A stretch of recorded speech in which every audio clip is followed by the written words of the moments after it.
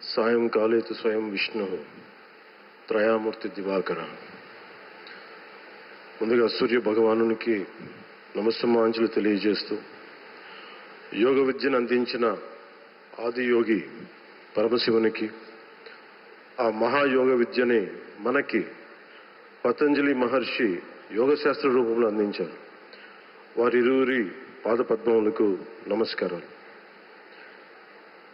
మన యోగ విశిష్టతను, గొప్పదనాన్ని ఋగ్వేదంలో ఉన్న మహానుభావులు తెలియజేస్తే, దానిని ప్రపంచవ్యాపితం చేసిన దార్శనికులు మాత్రం గౌరవ ప్రధానమంత్రి శ్రీ నరేంద్ర మోదీ గారు.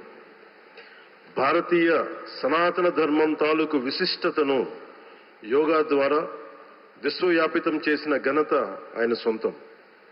యోగా సాధకులు ఎంతటి దృఢచిత్తాన్ని కలిగి ఉంటారు, ఒత్తిడి జయించి సంకల్ప సాధకులుగా ఎలా నిలబడతారన్న దానికి కూడా మన గౌరవ ప్రధాని శ్రీ మోదీజీ గారు నిలువెత్తు ఉదాహరణ.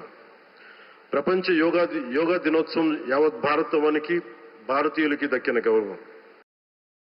సరిగ్గా ఒక 2014లో అప్పటి ఐక్యరాజ్య సమితిలో గౌరవ ప్రధానమంత్రి మోదీ గారు ప్రవేశపెట్టినప్పుడు దాదాపు 177 దేశాలు ఈ రెజల్యూషన్కి మద్దతు పలికినాయి. ఇంతమంది మద్దతుని కూడగట్టగలిగి ఈ రోజున మనకి 2015 నుంచి యోగా దినోత్సవం ప్రారంభమైంది. ఈ రోజున గౌరవ ప్రధానమంత్రి మోదీజీ గారి పిలుపు మేరకు మనం మొదట విశాఖ 11వ యోగా దినోత్సవ సంబరాలకు వేదిక అయింది. శ్రీ మోదీజీ గారి సమక్షంలో గౌరవ ముఖ్యమంత్రి వర్యులు శ్రీ చంద్రబాబు నాయుడు గారి కృషితో ప్రపంచ రికార్డుకు వేదికగా నిలిచింది.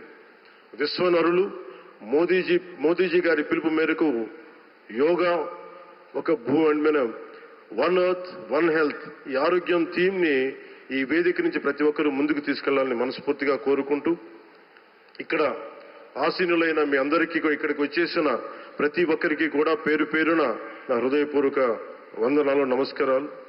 అలాగే గౌరవనీయులైన గవర్నర్ గారి శ్రీ అబ్దుల్ నజీర్ జీ గారికి, గౌరవ ముఖ్యమంత్రి శ్రీ నారా చంద్రబాబు నాయుడు గారికి, civil aviation minister Kinjarapu Rammohan Naidu గారికి, అలాగే మనకి ఆయుష్ మినిస్టర్ ఆఫ్ స్టేట్